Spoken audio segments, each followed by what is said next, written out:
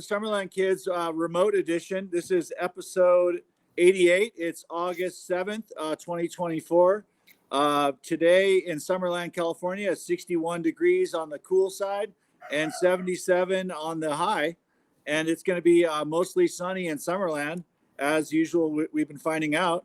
And yeah, here we go, episode 88. Just doing a little remote because I'm out of the office officially. So now I'm in nature's office. I got the San Juans behind me. I'll show you. There you go. There's the San Juan Mountains behind the Continental Divide behind Pagosa Springs. Yeah. That is such an amazing view. Yeah, it's a beautiful view. I mean, this place it's a lot like kind of like Santa Barbara or, you know, mountains behind Los Angeles where you have like a little town and then you have the beautiful mountainscape behind the town. And, you know, it takes about a half an hour to get up to the top of those mountains right there. There's a 2-lane highway that goes up there, and it's pretty intense because once you get to the base of the mountains, it's a straight, you know, climb. It's a nonstop mountain climb to get up to the top. And you know, the roads are pretty wild with the big rocks and stuff that fall in the road sometimes. Kind of sketchy. Yeah, those ain't no foothills. Those are some mountains. Yeah, you know, the Continental Divide, huh?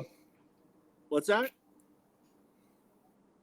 I said those aren't no foothills. Those are some big mountains. The Continental Divide. Yeah, Continental Divide, like 11,000 feet elevation, at least in some spots.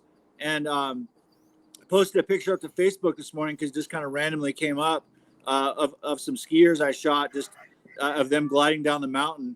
And oops, looks like we're reconnecting. So anyways, doing a little test stream here. I still hear you. Okay, cool. Yeah, so you know, it's a beautiful location. I mean, the Continental Divide is actually pretty incredible with that. And Aaron was explaining to me the nuances of the upstream and the downstream. I might actually walk with the stream, possibly. I got full bars now, but Aaron is looking fuzzy. But nonetheless, can you hear me still? Okay, yeah, I can hear you fine. Perfect. Yeah, so just basically what I've got working on is I just spent, there you're back now. I just spent a year in the office and now I'm out of the office officially. Slipped the keys in the slot yesterday, gave the keys back, gave the office a little, you know, little attention before I left. And, you know, it was one of the most affordable offices here in Pagosa Springs, Colorado. It was only $275 a month. So that's pretty darn cheap. And the little catch on that was the insurance that they had me get, like a little office insurance policy, I guess, kind of protects me, I guess, in case of theft or damage to my stuff. It was a converted building. I could see there could have been a possibility if there was a fire. It had a sprinkler system in there, and that would have been a uh-oh situation. But thankfully, that didn't happen while I was there. So that was like $600. So I'd say, I think it was roughly like 3,000 something for the year for the office, which, you know, in the big picture, that's pretty darn affordable considering people pay $3,000 a month for a place to live. This is like, you know, for a whole entire year to have an office space to go focus. That was a good deal. So. No, that's nice. It's always nice to have an office. I used to have a little office/warehouse. It was actually a warehouse type place, and then there was a little office building or a little office area. And it was always nice, you know, because it's like it gives you something to do, gives you somewhere to be, allows you to have some focus, no distractions and everything. Yeah. You know, for sure. And then the routine, you know, just the routine of going to the office every day. I'm going to keep the routine going because I've got myself on a pretty early program where, you know, of course, I love the local radio station. We were talking about local radio yesterday. They have a 7 a.m. They do news on the hour. So when it hits 7 a.m., you hear a news report. So it's kind of fun to listen to the morning news on the drive into work / the office / whatever you're doing. But yeah, so I got an early morning good routine going, and gonna stick with that, and find creative ways to where to broadcast from. I'll try to find the hot spot in town where, like you were explaining, the streaming. There's the upstream, like you said, the upstream and the downstream. Yeah. Like, so it's not always a balanced stream. Sometimes Okay. it's easier to get the download than it is to get the upload. Like, Dish Network, you're getting that satellite system. So a lot of times you're using the phone line, to go out. So that's much slower. All you got to really do is change the channel or put in the search. So there's not a lot of data. I know sometimes on Ranch Mobile, or when you're out in the outskirts on satellite, or some of these non-wired internet, you can download your movies just fine, but if you try and upload a large file, it can take a long time, a lot longer than it would to download it. And that's just how the system's set up. Like, I would imagine with the Elon Musk Starlink. The satellite link, you probably get a little bit faster on the down than you do on the up. But most people don't have a lot of uploading to do anyway, so it usually works out just fine. Would that be like if you're a graphic artist trying to send a file to someone, would that be an upload? Yeah. So if you're a graphic artist, or trying to upload an attached file on your email, sometimes it can take a little bit longer. Okay. I know, like streamers that stream the games, it's real important for them to have a fast download speed so they can be active in the game, but also a quick upload speed, because a little bit of lag on that game can really cause some problems. Whereas, if you're just uploading a file, maybe it's not that important that it's super quick. Oh, okay, that's cool. As long as it gets there. Yeah, because it's pretty surprising how, I guess they offer the service because they collect your monthly service fee for the local internet providers, and some of them are still, I think they're still using phone lines in some cases. I don't even know how they're able to do that still. But I know it's just old technology. Well, I had a friend who's I guess his brother was real into tech, and so they were out on a ranch, and he had like a little sub relay station. So he would actually pick up the signal and then rebroadcast it, I guess, and re-network it, so they could get a little bit faster. He got a little bit faster speed at the house, but then that helped extend the coverage for the people there in their little valley. Oh, so, wow. Sometimes it goes through multiple sites. It's not like it's not always a direct site. Sometimes it goes to one station, substation, gets rerouted.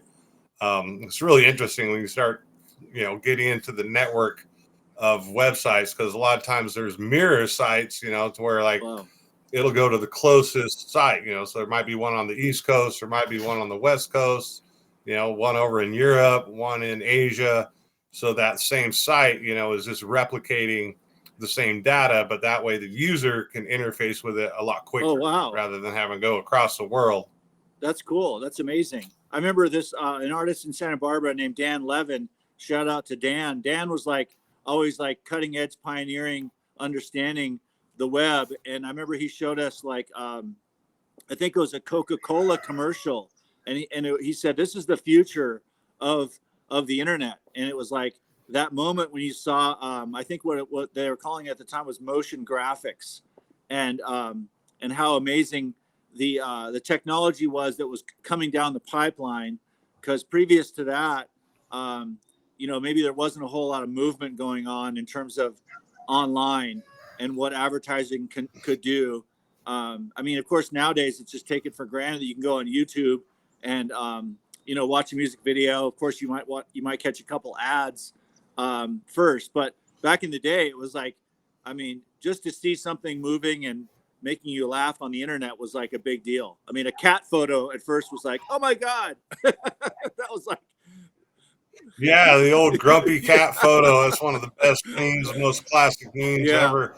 And like a friend of mine that I used to work with, he really knowledgeable about the internet, and he used to do some advertisings for actually Coca-Cola, and it's really interesting because it used to be just put up the display. Oh, show this little clip, this little short video, but now you have like tracking pixels, all the data that's collected on each visit, Oh, right. and you track how many people have clicked through or how many people have purchased, and direct you over to an email, so you're in an email list and all these various things, as far as advertising, to where like on Facebook ads, you can kind of basically go in and say, oh, I want to advertise the people that are interested in, say, fishing or outdoorsmen or travel or hot rods. And so you can really fine tune where your advertising is reached. I know that like whenever I do a search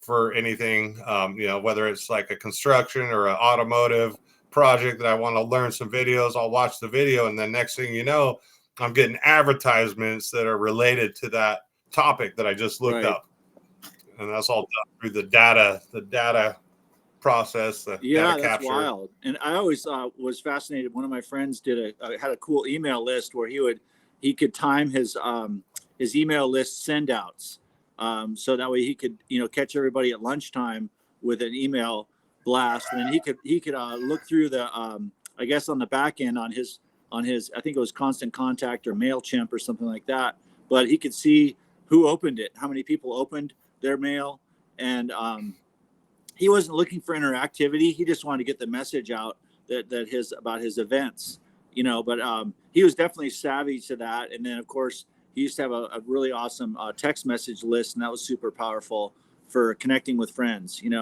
So it's always a challenge because it's like the setup on Facebook is not quite. I would say it's pretty darn user friendly, but it's challenging to get the word out. Like if you have a band, let's say you're playing music and you want to let your fans know that you're playing, of course you'll put your notification up on your Facebook page, but to actually connect with individual fans, you'd almost have to go one by one and give them a like a what would you say, personal message, like a unique personal message, not spam, to connect with people. So Oh, absolutely. I guess it's kind of like when you were doing your events and your yeah, parties, you kind of had to reach out on an individual basis. Sure, you'd put up some flyers, I yeah, imagine, but it wasn't like you could just type up a message and send it to your list, at least not back no, in the day. Maybe later on, yeah, after, you have your cell phones and stuff, you could do group messages and type stuff yeah, like that. But definitely makes a difference being able to contact your yeah, people on something no, for like sure. that, or really anything that you're Yeah, involved yeah. in. I mean, I remember being sort of like approached by people that were like, man, this guy's kind of got something good going on. Cause I mean, I would just connect with people, face to face a lot, and give them, in some cases, like an envelope. And I checked it. How do I spell your name again? And I'd actually write their name on the envelope and hand them that envelope. So it's kind of like very personalized. And then from that personalized invitation, they were personally invited to the party essentially. And they felt more, it felt more special than sort of like hearing it secondhand.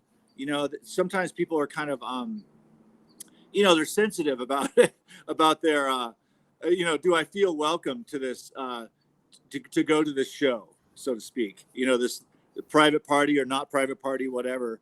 But it's definitely fun when the outcomes are such. Like back in the day, when I was doing the parties in Santa Barbara, I mean, I would work on it for 2 months straight and basically invite people for 2 months straight. So the outcome was like 1,000 people showed up, and that was like, holy crap, Wow. And thankfully I really overdid it, but by overdoing it, it created the buzz, and then it packed the house, so to speak. And that year was freaking 1998, and I was at the Acapulco Mexican restaurant in Santa Barbara, which is like a chain. And the manager said, "Yeah, we do these events, and we get frat kids, college kids. We're ready for it." And I thankfully blocked the entrances and exits, like, because it was in a little mall in Santa Barbara, and so I blocked it off like way out, by State Street, and then so I was able to use all the public common area for just to hold people, essentially. So it worked out in my favor that year, because I finally, after that, I think that was the 10th annual party. So finally, after 10 years of doing an event, I think I actually made some money, but it took 10 years to make any money, so. That's wild. So you didn't do any radio advertising or just set up flyers. No. It was all personal invite. Yeah. Everybody Yeah. was a direct personal invite. Yeah. Everyone was a direct personal invite. I mean, I made lots of, what do you call it? That back then I think I might've been printing 8.5 by 11, paper, or half sheet, was it 5 by 7s or something like that? So it was all more or less personal invite. And since it had been going on for so long, the event, it had a what would you say, a following, and people would start asking me about the event, leading up to it. Are you going to have that party again? Because it was something that we all. Oh, nice. So it was like every year the same kind of date. Yeah, every year it was Halloween. It was a Halloween party, so everyone looked forward to it, and it became like a reunion of sorts, because after doing it for 10 years, it had that following, because we all kind of grew up together in our early 20s. Even friends from high school. So that's really how I would connect, because I'm really good with faces. So I'd be out. I'd go to the put myself out there in the going out in Santa Barbara at night and inviting friends, because you'd have to literally go friend hunting to find your friends, because back then all we had was phones. Regular, even landlines. It was like pre cell phone era. I had a list of phone numbers, so I would literally collect people's phone numbers too to put, and I'd created a call list where I had, might have had 1,000 phone numbers or something, but I would try to make calls to invite people. So, yeah, old school. Wow, that sounds like a lot of calling. And I guess back in the day, you had to have a answer machine. It's not. Mm-hmm. Nowadays it's all part of the cell phone service, and it's all you dial a number to get your cell phone messages. And back in the day, you'd have that little red light blinking on your answer machine, and not everybody had an answer machine. So, it wasn't just a missed call. Sometimes on your cell phone, you get a missed call and it shows up, oh, I missed the call. Where back on the landline days, if you missed a call, you missed a call. When we were kids, I remember it wasn't always about calling. Sometimes it was just about showing up, because you'd call and the parents would be like, oh, they're outside somewhere. And so you'd have to, either go over and find them or go to the hangout spots and find them. Yeah. Like you're saying, you'd have to go out and find your friends. Maybe they changed their number or didn't, you called at a time where they weren't home. They didn't have their answer machine on or whatever. So you'd actually have to go out and find them, hand them an invitation. And that's just so cool. That's just like on such a personal level. I think that technology, even though it's great and it's easy for the Netflix and the movies, there is a little bit less of that personal, contact. I got this Lance Camper up on the listing, and a lot of times people just want a text message, and I'm, a couple times I'm like, well, why don't we just call? What's your number? And for me, it's just a lot easier. I don't always like to text. I think that a lot more can be conveyed verbally, because there's facial expressions and emotional highs and lows with the voice that can express kind of a lot more than just a texted word. For sure. Which reminds me, I haven't called my son in a while. I should probably give him a call sometime. And just leave a message. Sometimes, I don't always, leave messages. I mean, everyone is these days so all about the, like you said, the texting messaging, but just a real message left behind, in someone's voice mailbox, just saying, hey, whatever, thinking about you, give me a call, buddy, son. That that's cool. Yeah. So anyways, getting ready for this trip to California.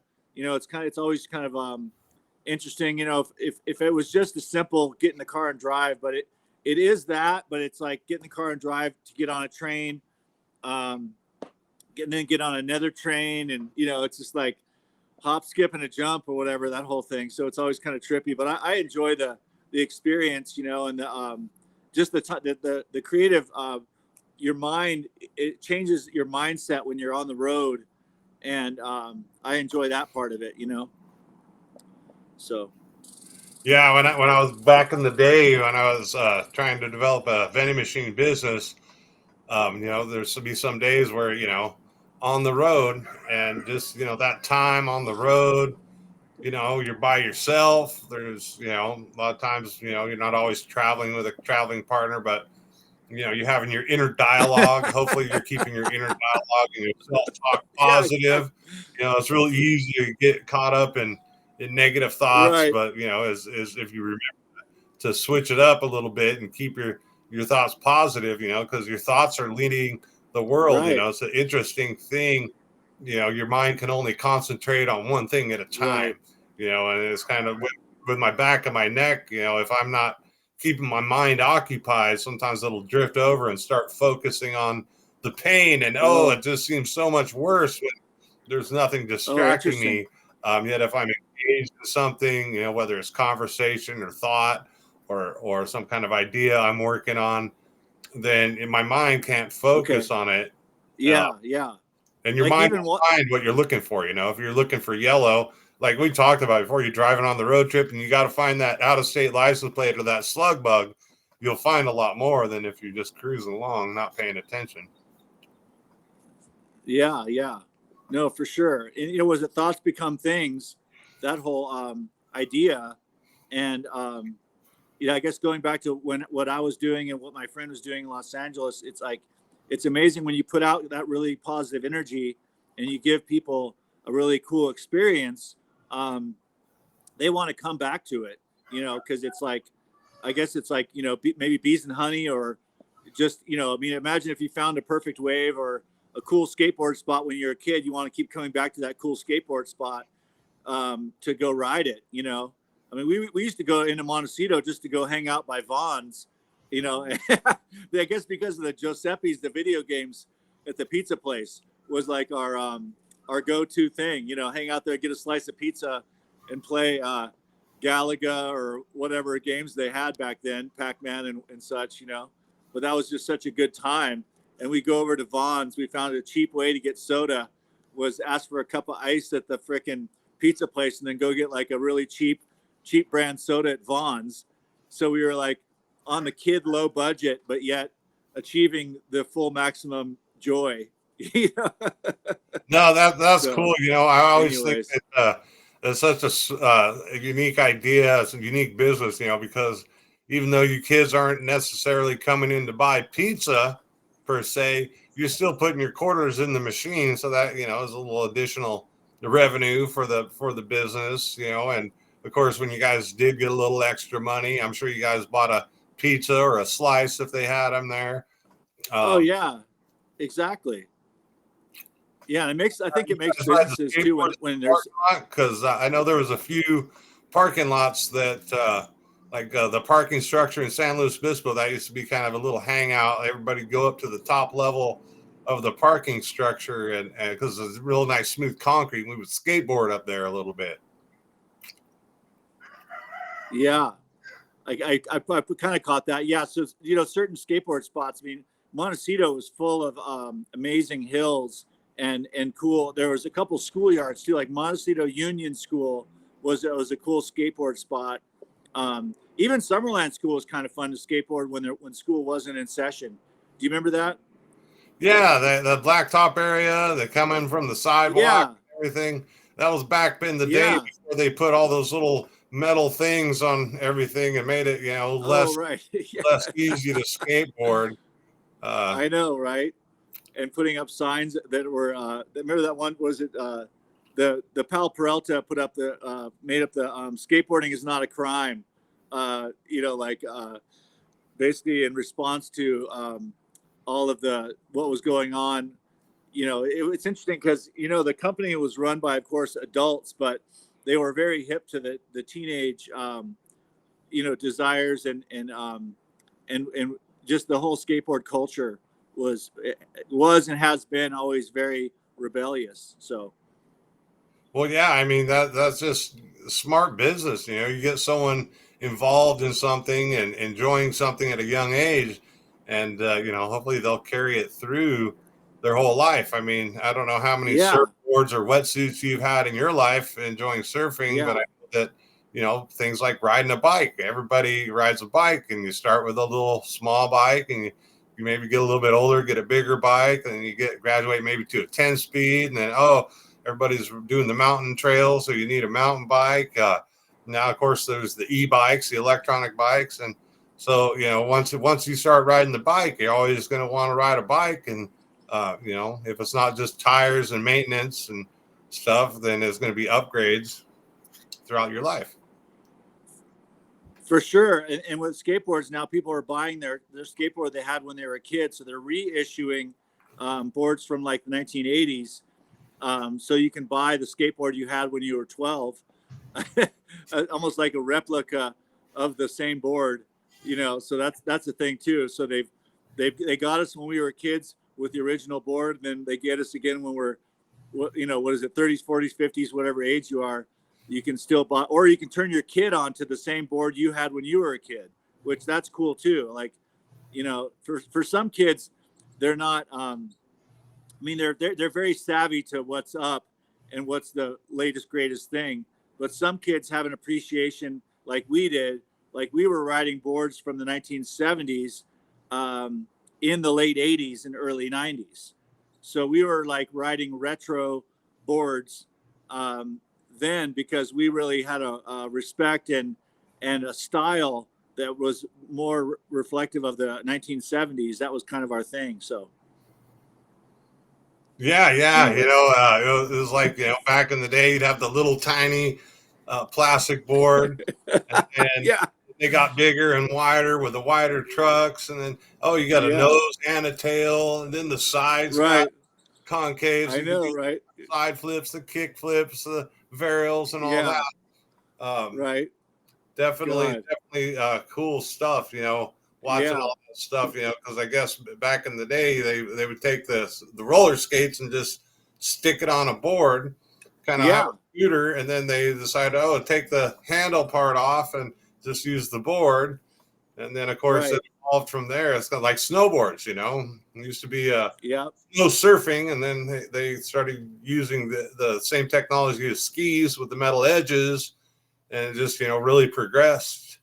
Now you got Yeah. kinds of boards, freestyle boards, powder boards, and Yeah. Exactly.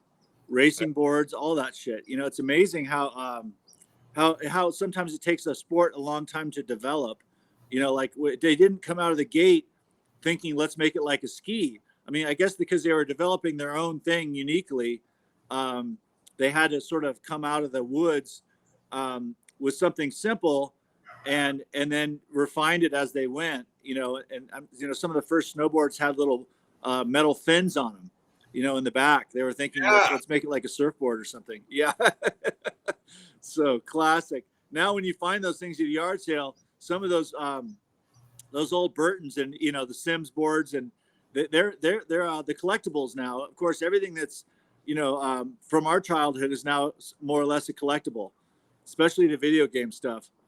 So oh gosh, yes. I mean, some of those games are, and you just be like, how much? How much is that game worth? Oh yeah, it's a original edition, first marketing, never been opened, and all of a sudden, yeah, even like Pokemon cards I or know, Magic the dude. Gathering cards is like, how Yeah, much is that single card worth? I mean, of course, there's baseball cards and stuff, and yeah, uh, it's just amazing how some of that old stuff is really valuable to some people as a collectible. I feel like I a know. collector sometimes. Yeah, right. Yeah, exactly. I'll give you one last view of the mountains back here. Oh yeah, Wow. there's those San Juans. Yeah, see how that, like, it's almost like that Santa Barbara vibe. Like you can imagine, that the city of Santa Barbara, but you got to be kind of almost on the beach to see the mountains or something behind you, or on the 101 freeway. So, anyways, well, another good show. Well, I'll probably broadcast tomorrow from town because it'll be better reception in town. Up here was a little, as far as the upstream, downstream, who knows. Anyways, there was a little bit of lag, but we got through it. Yeah, it was pretty clean. Yeah, exactly. Totally, man. Well, you have a good day, bro. I'll see you tomorrow. All right, we'll see you tomorrow, All right, boss. bro.